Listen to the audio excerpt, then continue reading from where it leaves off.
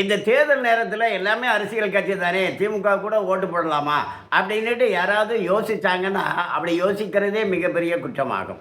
ஏன்னா திமுககாரங்க தான் இந்த சமுதாயத்தையே, தமிழர் சமுதாயத்தை கெடுத்துட்டு இருக்காங்க. அவங்க அடிச்சுக்கிட்டே இருக்காங்க.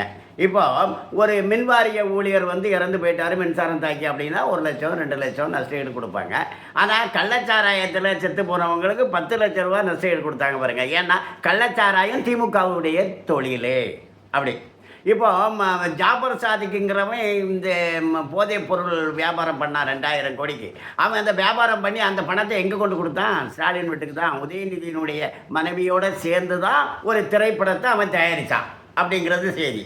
அப்போது நிறைய இந்த போதைப் பொருள் கடத்துறவங்க விற்கிறவங்க கைது செய்யப்படுறாங்கல்ல. இப்போ தமிழக போலீஸ் கூட சிலரை கைது பண்ணலாம், போல கைது பண்ணுவாங்க. அவங்க பாதுகாப்பான வழக்குகளில் பதிவு பண்ணுவாங்க, ஜாமீனில் விட்டுருவாங்க. அந்த மாதிரி பண்ணிகிட்டு இருக்காங்க. ஒப்புக்கு பண்ணுவாங்க, அப்படி இருக்காங்க. துப்பாக்கி வச்சு சுடுறாங்க.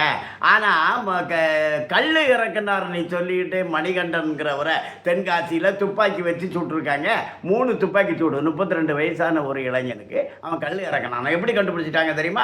ஒருத்தர் போதையில் இருந்தாரா, நீ என்ன சாராயம் குடிச்சிருக்க அப்படின்ட்டு போலீஸ்காரங்க செக் பண்ணாங்களாம். செக் பண்ணால் அவங்க ஸ்டாலின் வீட்டு சரக்கு குடிக்கலையா, அவங்க கல் குடிச்சிருக்கிறாராம்.